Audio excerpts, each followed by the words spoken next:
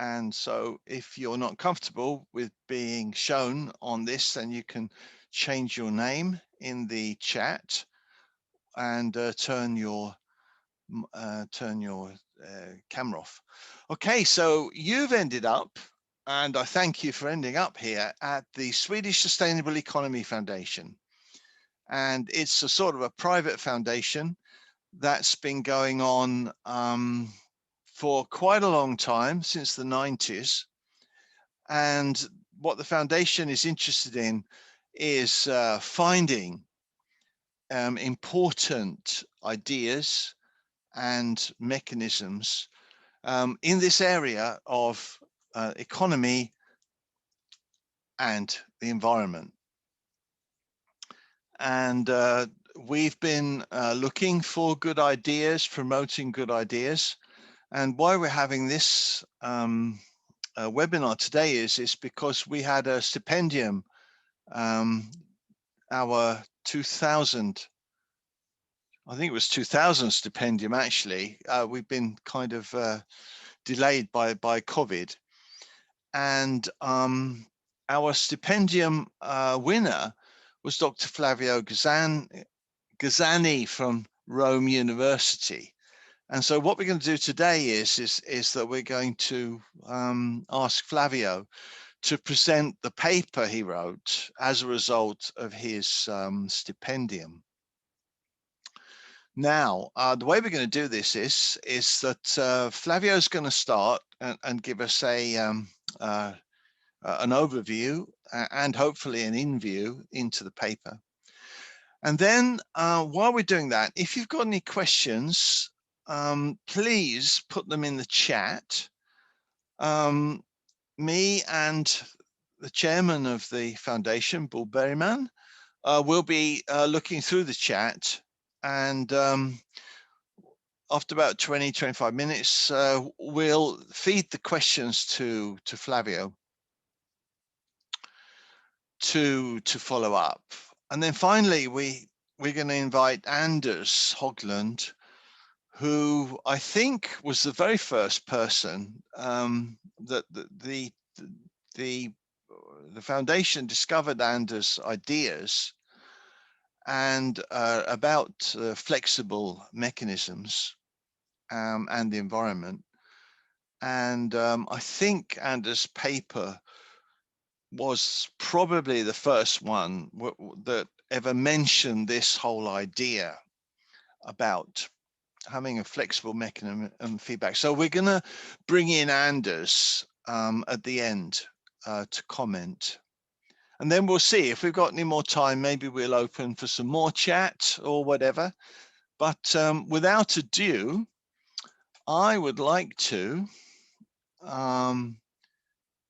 I've asked Flavio, who's my co-host, to unmute. Right. And why the board is so interested in you, Flavio, is because you've had a foot in both worlds of being an economist and also in the environment. And we first met you, Flavio, I think, when you were working at the Stockholm Environmental Institute. And they're the guys that have been working with planetary boundaries and that sort of really exciting work. And then you went to Australia to work with carbon taxes there. And then you've done this work for us. So without ado, Flavio, welcome. Thank you. Thank you, Steve. Thank you a lot. So, now, but before you get going, it's maybe not clear for everyone what fiscal means and fiscal reform, and especially in environmental fiscal reform. Could you, for the ordinary guy in the street, give us an explanation of that?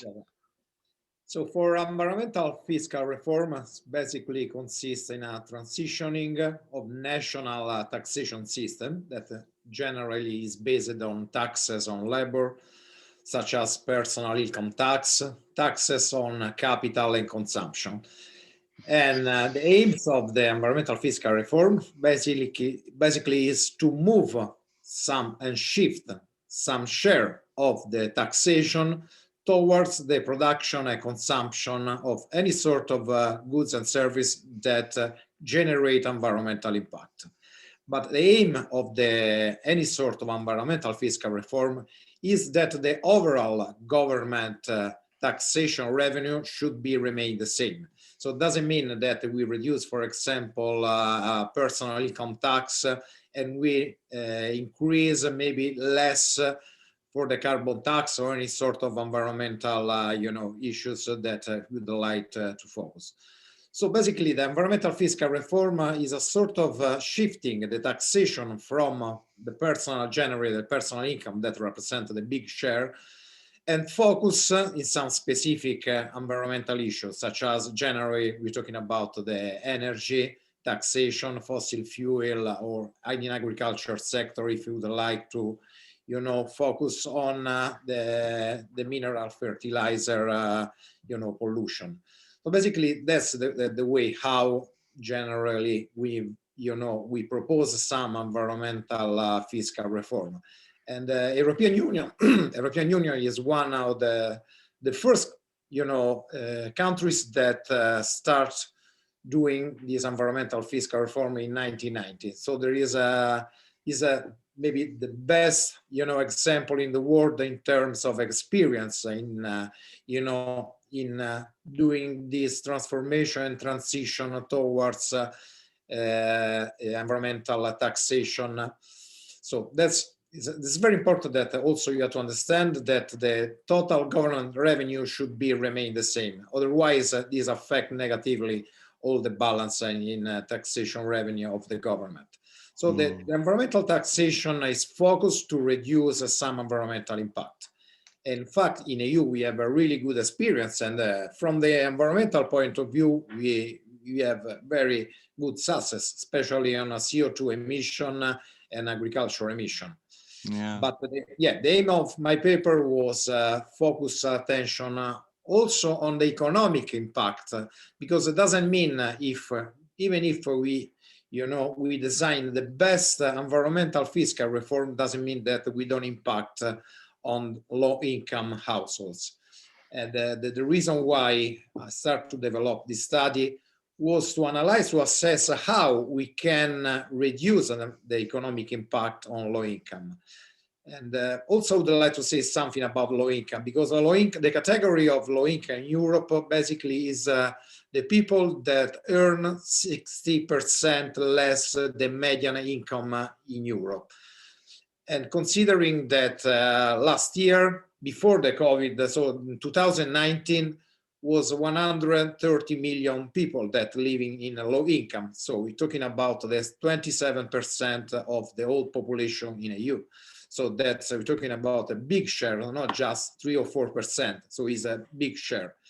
And in fact, this paper starts with, because if you see any sort of publication on environmental fiscal reform, they always focus the attention on all the environmental issues and all the results and the benefits that you can gain through introducing different kind of taxation. But they never focus attention on economic impact on low income. Because if you have high income, it doesn't matter if you increase a little bit or more, the carbon tax, because if you are rich, you don't mind. But for the low income people, it means that people have less than 60% of the median national income. It means that is a huge impact. In fact, this paper starts with a review on all the empirical analysis that was running in EU, also in the USA, to assess the economic impact of any sort of different national fiscal reform. And we found out that any sort of environmental fiscal reform has a regressive tax impact on low income. It means that the poor people pay much more in terms of the share of the income compared to the wealthy people. So that's from this idea start to, the development of this, this proposal of fiscal reform. Yeah, and I think it's not always obvious to people, but if you put a fee or a tax on something, to a company, all the company is going to do is to pass that tax on to the end user, which will happen to be one of these 30 million poor people anyway. So it's obvious whatever you do as a government to make something more expensive, it's going to end up hurting the poor people the most. Yeah, that's the typical, behavior of the producer. So as soon as you increase in taxation, they always shift, to the final consumer. So at the end, the real taxation is paid by consumer. So if you're talking about the poor people on the low income, they have a really high impact because they are the final consumer and they are the people that pay, any sort of environmental fiscal reform or environmental taxation. And also considering that in Europe in the last 10 years, all the energy bill increasing by 2.6% every year, while the price is increasing almost just 1.2%. So the low-income people continue to be, the category that pay more, even if we have some environmental benefit in terms, of consumer behavior, but they are always the category they pay more, considering, any sort of fiscal reform. So yeah, the idea, so this paper starting from a review of all the empirical analysis on the economic impact on low income and poor people. And then it proposed 3 different specific mechanisms, and also introduce what is called in this paper the feedback mechanism. So the feedback mechanism is an economic mechanism that aims to reduce this economic impact to the low income through a monetary rebate measure. So even if we're increasing the taxation, to discourage or to change the consumer behavior, is extremely important that, first of all, we assess how these ecological taxes affect the people, especially the low-income people. And then the aims of the feedback mechanism is in some way to return the money to the low-income people that pay, this increasing taxation. So in this paper, I propose 3 different mechanisms. The first is on value-added taxes, that is a surcharge and discount. Then another one is called the surcharge on import, manufacture of risk substances and pollutant products. And the third one is called the land maturity tax surcharge. So we start with the VAT surcharge. So in the studies, I didn't introduce a new taxation, because from an economic point of view, introducing a new tax is much worse than increasing already taxation. This is generally the theoretical idea about the taxation. So the aim is, the first one is to increase the VAT on any sort of products and goods that provide in some way indirect environmental pollution through any sort of materials, using the plastic, PVC, or any chemical component that are in our products and goods. So there is a huge literature on the VAT impact, because the VAT is fixed, so it's not proportionate to the income, so it's not like the personal income. So the low-income people are the people that, of course, pay more than the wealthy people if we introduce or if we increasing the VAT on products that create some environmental impact. So the first idea was to, first of all, differentiate the VAT rate. So differentiate the VAT rate based on the environmental impact.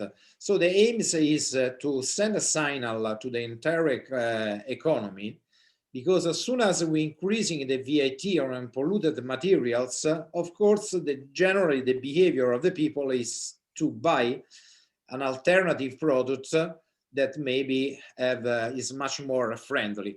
So the aim is to reduce VAT for eco-friendly products and services, and increasing for the environmental, for any sort of environmental products that create some impact.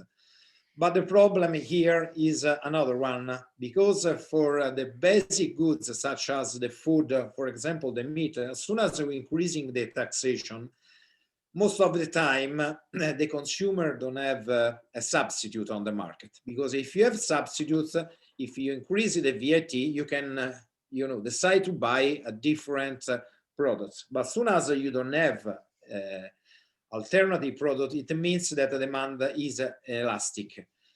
So here, that's the way how thinking about to introduce a feedback mechanism, because there are many products that the consumer, can have the way to buy a different, products. For example, the meat. The meat is the meat, so you can decide to buy the fruit or a different kind of food. So if you're increasing the VAT on the meat to reduce the the CO2 emission, and also to do some eco-friendly behavior for the consumer, because it's completely unsustainable how our Western society continue to use to eat the meat. Of course, you have to compensate in some way the loss of the the income, because the price, of course, automatically go up. So introducing a feedback mechanism in that way, in that case, aims to give, for example, through the cashback or any sort of repayment, but this should be immediately. So it's not like some previous experience also in Denmark, also you have in Italy, that in some way they created some mechanism to repay back low income through, for example, the pension, or through different fiscal mechanisms, but it's not direct.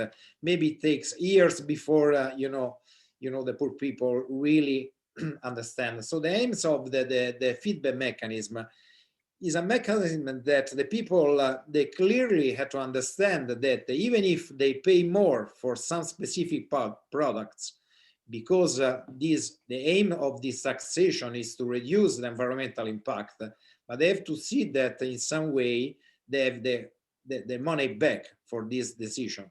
Otherwise, remain like any sort of environmental fiscal reform that they have increasing the taxation to any sort of goods and products, but the low income continue to pay the same amount and continue to get poorer and poorer. Another aspect of the fiscal mechanism was on increasing the surcharge on import and manufacture that contain, of course, chemical products that are risky for our health, and also that is completely unsustainable from the production. Here is completely different situation. First of all, because if we increase in the taxation at international level, is extremely important that we don't create a double taxation, because there is a lot of material that come from overseas, so we can add the already international trade taxation in our country. So it's first of all, it's important that there is any sort of international trade, disagreement with all the law that is already on. And compared to the VAT, it's much more complicated, because all the industrial activity, especially the supply chain in a chemical sector, cannot be easily reconfigured. So if we introduce a high taxation, for example, on some chemical in the industry, it takes a few years before all the supply chain, start to using different materials, maybe some materials that create less environmental impact. So the aims also here of the feedback mechanism in that way have two different aims. The first of all, because it takes a longer time before any sort of industrial and chemical supply chain supply chain is adapted to these, different prices, because of course, as soon as we're increasing the import taxation on some chemical, materials, of course, this is represent a cost for, for the company that produce any sort of, second material. So the aims of the feedback mechanism, first of all, is to give some input and some aid to the company that decide to move towards sustainable and friendly, materials. Because otherwise, the company, if remain like the same, they will see their profit just reduced.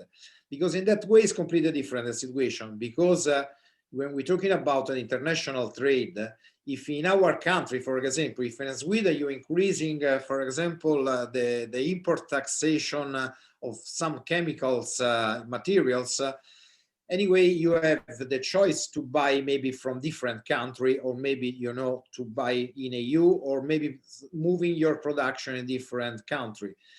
But as soon as you have no choice, to move towards a different country to buy these materials, is these represent a higher cost for all the supply chain at the industrial level. So first of all, the feedback mechanism aims to assess how will impact in terms of economics on all the supply chain, and also provide some benefit or some, maybe reduction in taxation to the company that decide to reduce or not using anymore on the near future the pollutant materials.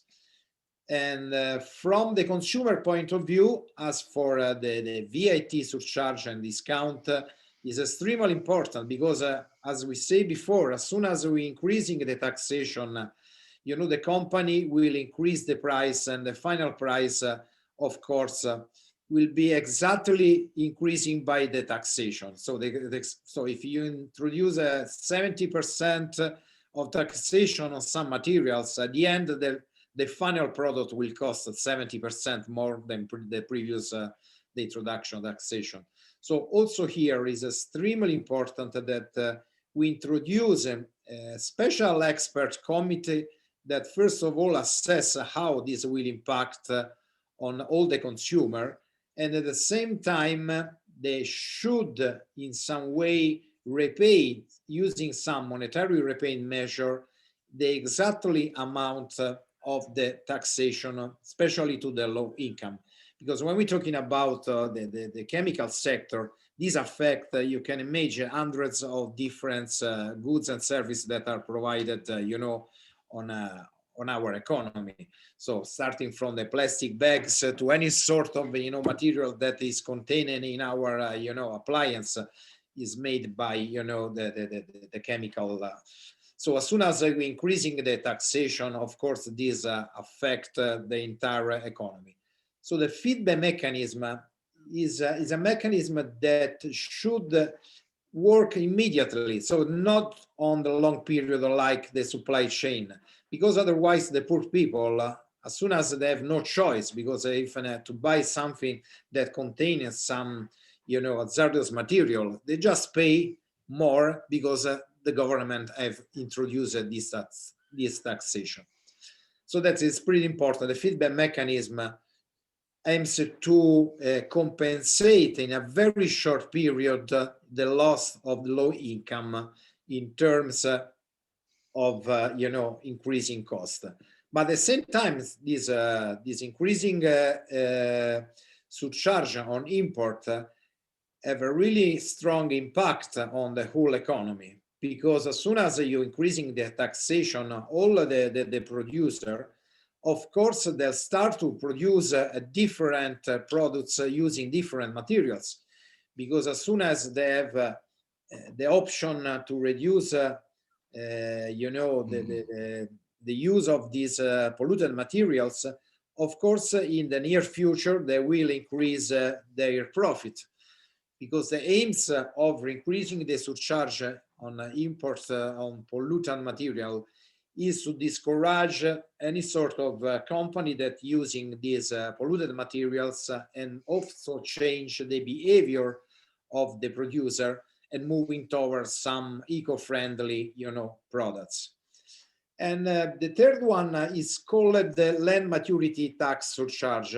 It's pretty hard, even if you Google, there is any sort of land maturity tax that was previously used in any sort of country. There is only one case in Pennsylvania that I will show you briefly. So first of all, we have to say, what is it, land maturity? So immaturity land basically is all the land that in some way have loss in soil quality, reducing the biodiversity quality, have some water logging caused by the urban construction. So maturity, it means that the land that is completely untouched, that is remain for many years. So this is from the ecological point of view. But in that case, we focus attention on the land that are very close to any sort of urban area. So the aims of this taxation is to reduce the taxation for renewals in inner city and increasing the taxation on vacant land. Because the aim of this fiscal reform is to discourage the speculation of the new area that are, in peri-urban and regional area, and in some way increasing the value of the already existing building in the urban area. Because one of the big problems from the sustainable point of view is that the city continue to sprawl. And as soon as the city continue to sprawl, because of course the vacant land costs less, the government had to increasing the amount of money that they had to spend in all the infrastructure, all the urban public transport, and also this is a huge problem for the citizen, because as soon as you continue to move forwards the inner city where you work, you have to travel more kilometers, you increasing the CO2 pollution, and you continue to be very car dependent. So the aims of this the fiscal reform is to increasing the taxation of vacant land. So in some way you discourage discourage all the company that would like to start to build new residential area far from the inner city, and at the same time you had to reducing the taxation for the renewals. So in that way, if we use the feedback mechanism in some way, for example, the low-income people that living in the city continue to be very costly, and of course the poor people continue to go very far. So as soon as in some way we give money back to the people that maybe invest or maybe buy some old house, but that are inside the inner city, maybe you encourage them to remain in the city instead going very far from the city to the peri-urban or very residential area. And from the environmental point of view, this is a huge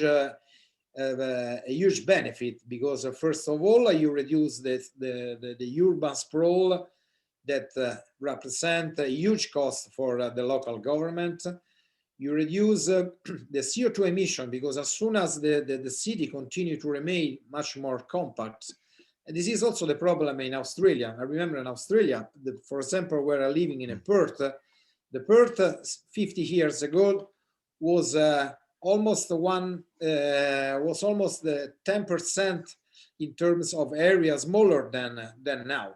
So it's continued to sprawl because all the companies continue to buy vacant land and provide a very cheap house. But this is create a huge impact. So this is the city that is completely dependent by the car, because it's a city that reach almost 120 kilometers from north to south. You can imagine that if you are to go work. You have to travel maybe at least 2 hours per day, and this is, it's completely unsustainable also from the economic point of view. And this is a really not exactly like what I proposed, but in Pennsylvania, they introduce a two-tier taxation. So basically, they reduce it by the 50%, the taxation for the renewal and the taxation to buy a new house in the inner city, and increase it by the 70 almost percent, the taxation for the vacant land. So for any sort of company that would like to buy vacant land and to build new residential area. This is create a huge benefit because first of all, the increasing, the social life inside the old city in Pennsylvania. They're reducing the CO2 emission by the 30% in 5 years. And also they stop the speculation of the vacant land that continue, to grow without any, any changes. So that's basically the three different mechanisms where I focus. So one is the differentiate, the VAT, basically based on the environmental impact, based on the CO2 emission, because generally are strongly related with emission of any sort of environmental fiscal reform. The other one was to surcharge, increasing or of course decreasing the import of manufacture that contain polluted materials. And the other one is to create a different taxation on the urban area in terms of the new construction and also increasing the renewal of existing building. So of course, this proposal doesn't cover all the fiscal reform. For example, all the agriculture sector in this study is not covered because otherwise it's become too wide. But one is important aspect that, of course, this start. So the ideas, of course, start from the Swedish Sustainable Economy Foundation that doing was called the white paper. Fulfilling natural step condition via environmental fiscal reform, where they started to propose this feedback mechanism. In that case, this was much more developed for this three specific, fiscal mechanism. And the feedback, I believe that the feedback mechanism, even if at the moment at this stage it's just a proposal, so I didn't run any sort of empirical analysis and running any sort of real model to forecast how this can work or not. But this is a good proposal because considering the present economic situation in EU, considering also the last year of the COVID, and the people continue, the poor people continue to increasing the share. And just in EU, 113 million people that are considered low income people, and 50 million that are very close to move towards the poverty classes. It means that if you'd like to change our environmental fiscal policy, we had to in some way compensate immediately these classes. Otherwise, we have to propose any sort of carbon tax or increasing the energy efficiency. But if we don't look after to these, very unhealthy and very, vulnerable classes, we can change nothing. Because if we consider that these represent the 26% of the whole the EU population, they don't have, of course, any sort of choice to change their behavior towards sustainable solution. Because as soon as your income is completely, if you have to, you don't have to choice. In fact, if you see any sort of country like India or this country, thinking about the sustainability is the last thing they can thinking about. First of all, to thinking about to survive, to pay the rent, to to buy the food. So you have no choice to buy some sustainable, less polluted materials or less polluted cars. So we had to, first of all, create a compensation system to cash transfer of different kind of economic mechanism to compensate the low-income households. So that's the Yeah. If I stop you there, just walk you through that. Yeah. Like, I'm a poor guy. Yeah. And I see. Let's just take petrol for an example. I just see that the price of petrol is going to go up. And of course, I'm poor, but I need my car. Let's say I live in Perth, because I got to go 2 hours a day to drive. And I see the prices going up. And as a person with very little money, I think that would worry me. I think I'd feel worried and stressed, because it means maybe I couldn't buy food that month or something, and I still have to get to work. But what you're saying is that there's a cash back thing that I would also see happening. So maybe that very month, I would see in my account somehow money going into my account as a compensation. Right, exactly, yes, yeah.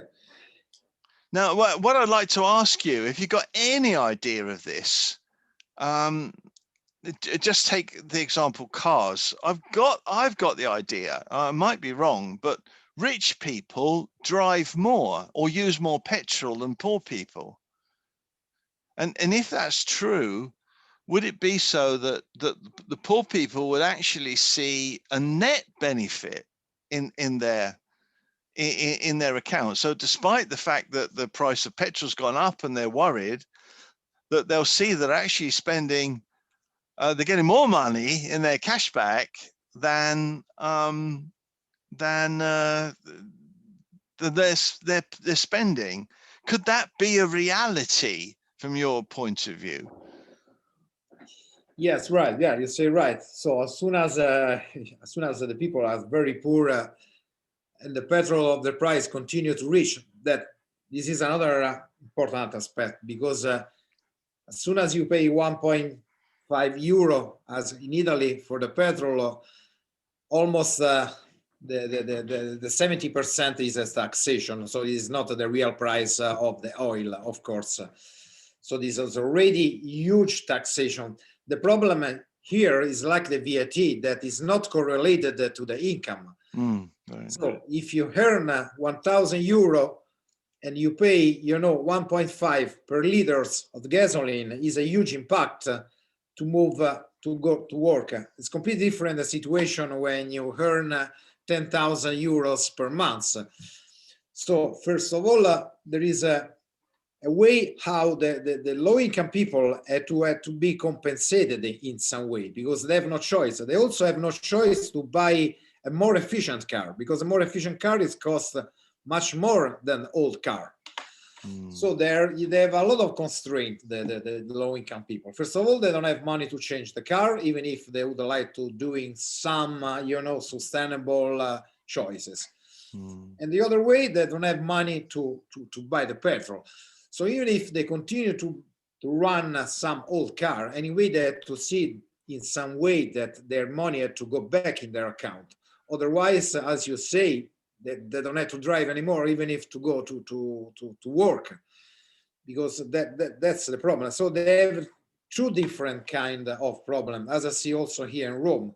They continue to introduce the Euro 5, Euro 6, limitation for the pollution. That is quite good, because we're reducing the emission and the PM 2.5 and PM 10 in terms, of the higher pollution. But the same way, if you talk with the people that really struggle to reach the end of the month, they don't have enough money to change the car and to buy a car that is a Euro 6 for the emission.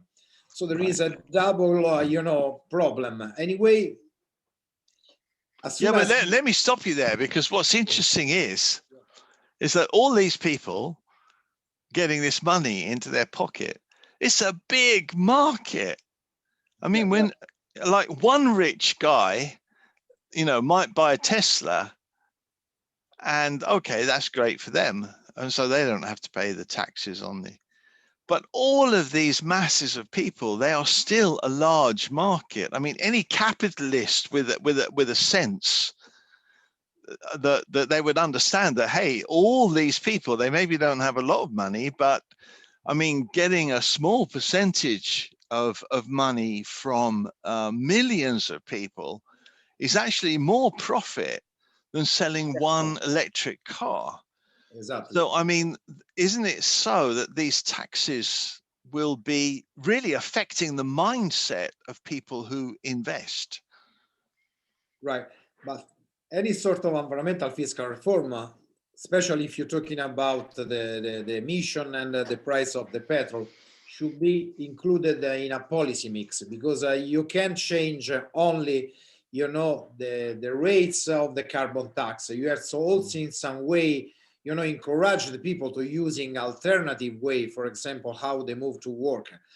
Because as soon as you change the price of the petrol through the taxation, it's pretty hard that you really affect, the behavior of the people. So maybe they prefer to buy less food but continue to use in the car. Yeah. But in some way you had to present some different solution in terms of the mobility, So increasing, for example, all the public infrastructure to, to increasing, the public transport. So it doesn't work alone, any sort of environmental taxation, to be included in a wide policy mix. That's my idea, about that. Yeah. Yeah, and that's where IT comes in. I mean, That's right. modern IT and the modern economy. I mean, they know how many toothbrushes people have sold. They know sales almost immediately nowadays, because of the you do have an opportunity to have quite a fast Right. feedback on how the economy is responding to these different ideas. Yeah. Especially now with the digital economy, now any sort of government, they do, they know everything about each households. So no, as soon as you get the traffic fines, they reach, the fines in a few days. So you can do whatever you want, because you already know how much the people earn, how they live, how many people are in the households. So it's extremely easy, considering all the digital way how, how we're living now.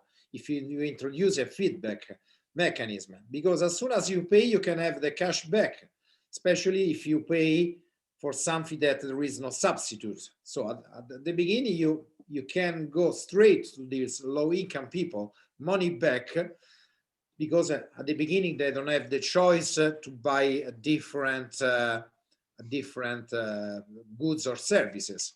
But on the medium term, they start to changing their behavior, because as soon as you see that you can buy maybe similar goods that are cheaper because there is a less taxation, this really affect in the short and the long period the behavior of the people. Because of course the people, any sort of people, prefer to buy a product that costs less, especially if if there is some products that also have less environmental impact.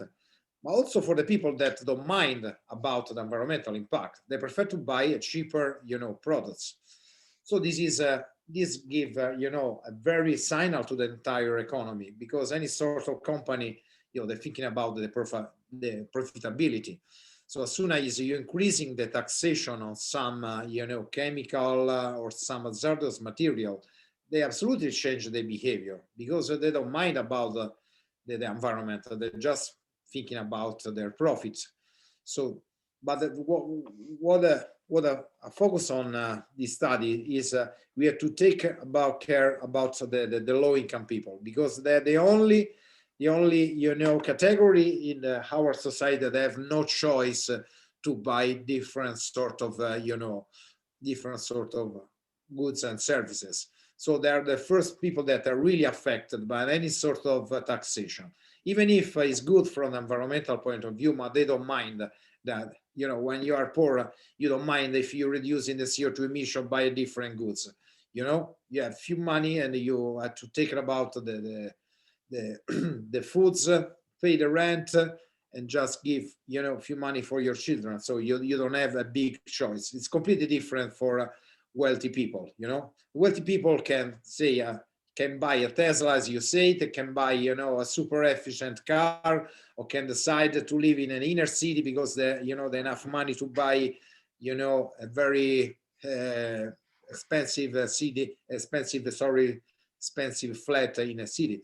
But for the low income, there is no choice, and they represent a huge share of our consumption. That's the reason why we have to compensate in some way for introducing the tax from the environmental purposes.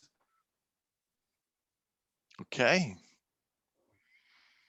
Is that your last conclusion then from? Yes, right. Yeah, yeah. So that's Okay. it. Yeah. We thank you for that. So we could go over to questions. Right. We've Maria Mutt talked about this idea that the rich are actually going to invest in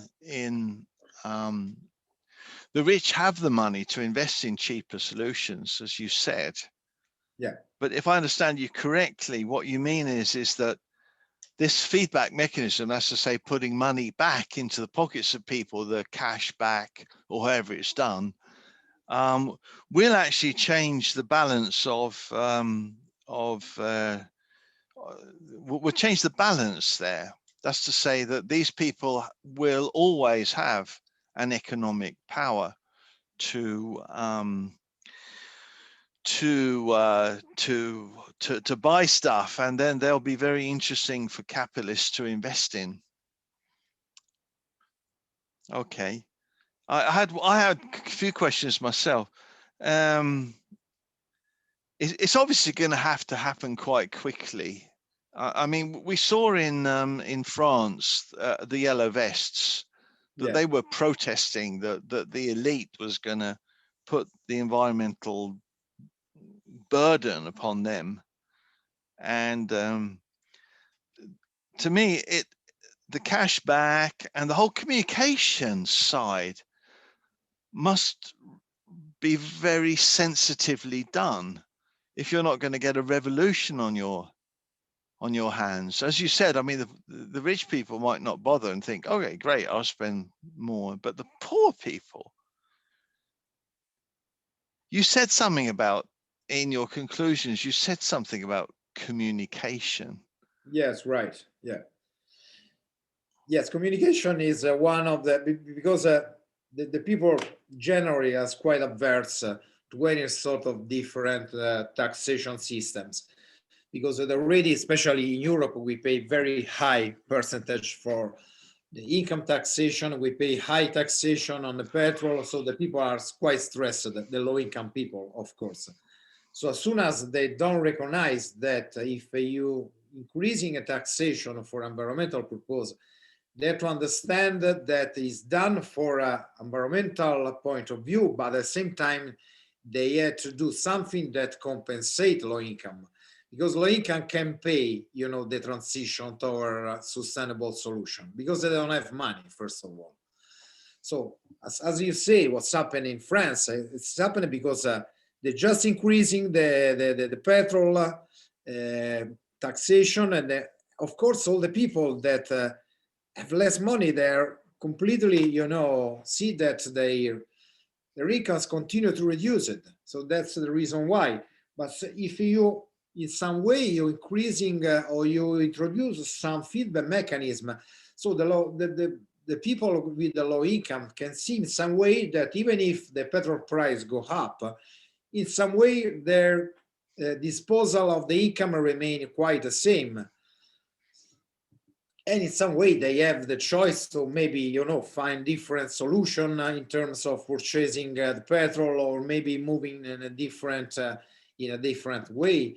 But if they don't see any sort of action from the government to help them, it's quite easy that this is transformed in a sort of, you know, contrast. And Yeah.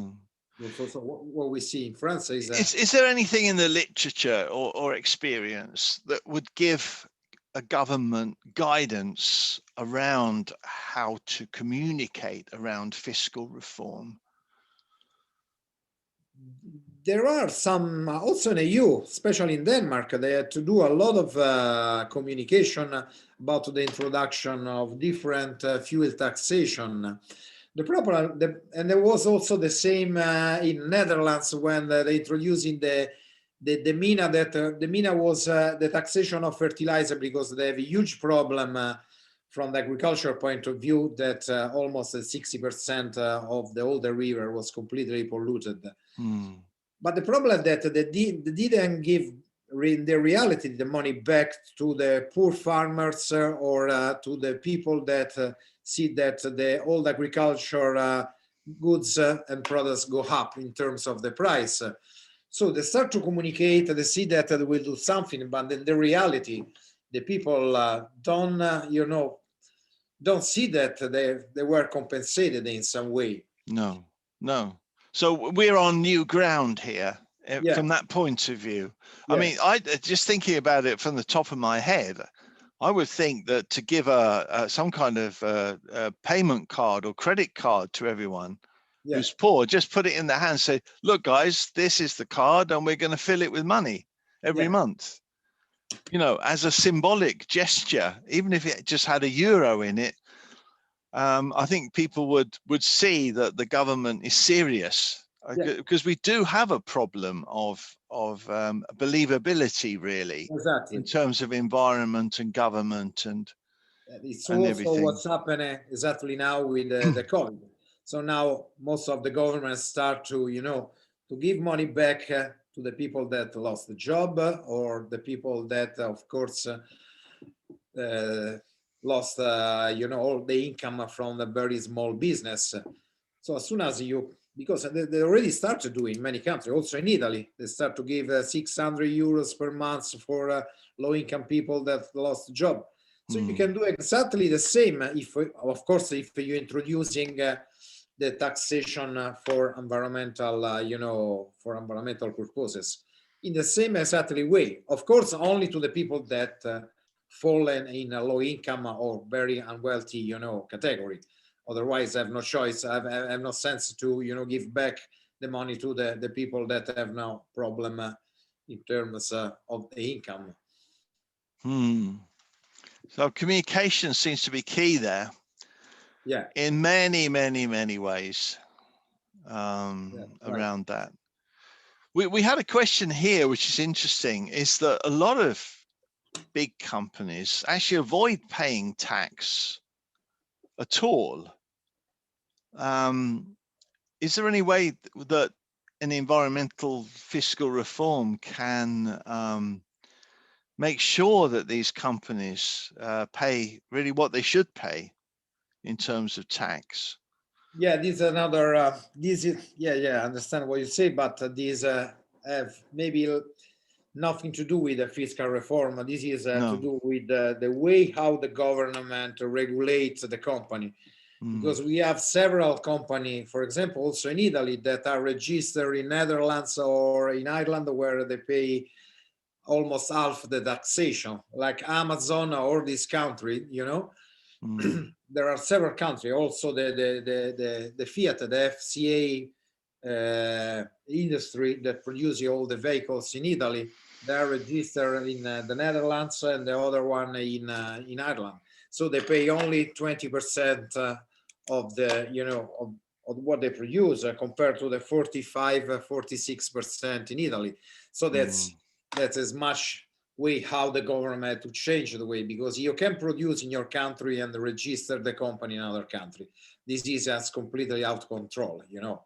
Control. Is crazy. That because of course they prefer to pay less taxation.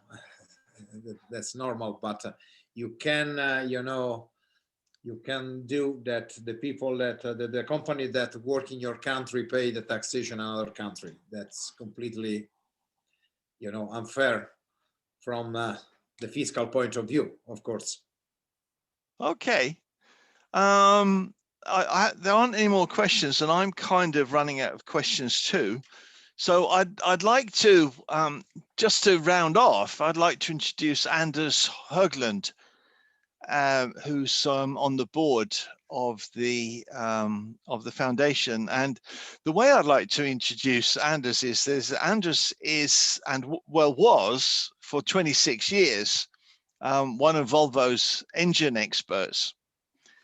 And I think Anders was one of the first to discover the idea of feedback in engines. And using the idea of feedback, Anders was able to make Volvo engines burn much more efficiently.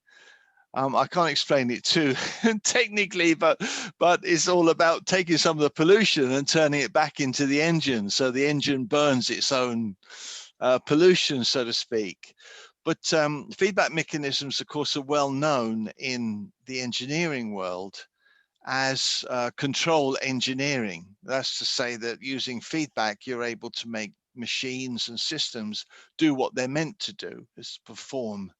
And of course, modern cars work that way as well. And the other thing about Anders, before I let you in, which I'm very proud of to know you from this point of view, Anders, is that Anders' ideas about feedback and the way engines work have contributed to making the Koenigsegg sports car the fastest in the world, the fastest road registered sports car in the world. There's some of Anders' technology in there. But what's interesting is that many years ago, Anders started to have the idea that maybe feedback mechanisms could be used in the economy as well. So if you can make an old technology like an engine, which is dirty, run cleaner, maybe you could have the same idea about the economy, that a feedback mechanism could make the economy run clean, so to speak. So having said that, Anders, would you like to comment Flavio's paper from your background? Yes, thank you. I started really analyzing these problems in the 1980s, suggesting feedback, fees with feedback. Anyway, I think the main issue, the main thing that has to be understood is that if you pay back, if there's a dividend, a payback monthly in equal amounts to all citizens, then at least 2/3 of the population will receive more money each month than their increased cost of living due to the fee on pollution. And the most, absolutely the most simple and efficient way of applying this kind of feedback is on carbon, CO2 pollution. And I don't understand why this hasn't been done 30 years ago. It can be made totally budget neutral, and it will really be a benefit to the people with low or no income, unemployed people. 2/3 of the population will get more money back each month. So yeah, no, that's based on was it the American government that did that calculation? I think they found that some analysis show that about 70% would be receiving more money back monthly. I know that the Swedes did an investigation to who was doing the pollution, or whose purchases were resulting in pollution. And I think they found that 20% of the Swedish population are responsible for something like 50% of the pollution. So it really is quite skewed in that way. Yes. Especially when you consider flying, because high income people do a lot of flying. Yes. Fantastic. Yeah. Any other insights you'd like to share, Anders, from Flavio's paper? I think this can be applied on everything, every toxic material. And I think the price signals must be sort of recognized as being super important. We have there is so much disinformation. The financial system has sort of totally flipped out in the last decades, because the price you see on the market is not reflecting the cost of replacement or production. It's speculative. There's some super economic people studying economics these days. They are taught that the money, the price on the market is just a result from demand and supply, nothing else. The cost of production, the cost of assets involved, needed, so doesn't matter. It's all about supply and demand. And this has made the whole economy totally spiral out of all logical function in the last, I would say, 30 or 40 years. And there will be a very powerful reset, I promise, within a few years, I think. Yeah. So I think prices, cost has been forgotten. And that's the reason the Swedish Sustainable Economy Foundation, founded 26 years ago, we want to put the focus on prices, and the prices must be made to show the true cost of production, and so that you can make investments with reliable numbers showing if it's profitable or not based on just speculation from day to day, but long-term reliable price signal showing the costs and also the benefits, of course. Yeah. Paying people to do the right thing. Sounds like a good slogan there, Anders. Yes. Okay. Well, thank you for your contribution. And even though you call it a toy, I will thank you for making the Koenigsegg go faster, because we do like our toys. I will hand over to, and I do thank you very much for your time, Flavio, and for your contribution. Yeah. So I'd just like to hand over to you for the last word. And for people listening to this who are interested in economy and ecology together, if you just the last words, whatever you'd like to say.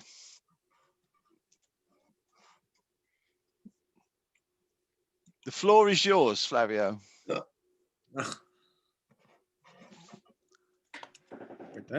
You hear me? No, yeah. Now I do, yeah. Okay. So you ask me now, maybe because I have maybe 1 minute that I didn't hear you, sorry. Oh, sorry. Yeah, no, I was just saying that we're thanking you very much. Okay, sorry, no, because I was the computer just stopped for 1 minute, so I couldn't hear you. Yeah. Well, certainly the computer didn't want to hear the praise that we were going. We were very grateful for your paper, and especially the breadth of the research in that. So I encourage people who can get hold of it to go and look at all the references and the breadth of the research that was done. But what I was saying was we're handing over to you just for the last word. Yeah. Anything, any big message you'd like to send to people who are listening to this, who have both an ecological and economic interest? No, I really interesting about that, because I'm working for almost 20 years. So the interaction between, the taxation all the ecology in terms of increasing sustainability and reducing, the emission. But sometimes I always to look out the low-income people because of the inequality, the social inequality continue to be one of the main, aspect, especially also in EU. So we are not rich anymore in EU. If you see these numbers, you realize that the people that are poor continue getting poor, and this share continue to increase. So as soon as we would like to change something, we have to first of all see how we can compensate, because any sort of sustainable solution, it costs. There is nothing that costs, that is, that zero cost. So especially if you would like to reduce and change the behavior of the people, you have to in some way compensate, and have to do something that the poor people feel that the government doing something to help them if they choose some, eco-friendly solution. Otherwise, the people are completely discouraged, and they really don't mind about, how they can change their behavior. So that's an aspect that I always looking after. Then there is also the other aspect related to all the financial market that is completely unsustainable from the economic from the economic point of view. But this is another aspect. What I always thinking about is how we can compensate, the people that have no choice, to struggle to survive. Otherwise, we can never, be successful in any sort of transition towards sustainable solution. That's a very lovely message. Thank you, Flavio. And thank you again for your fantastic paper. And I'd like to thank everyone who was on the call today for your questions and for your attention and for engagement. And please go to tssef.se. You can see the recording of this, and we will continue the conversation via the website.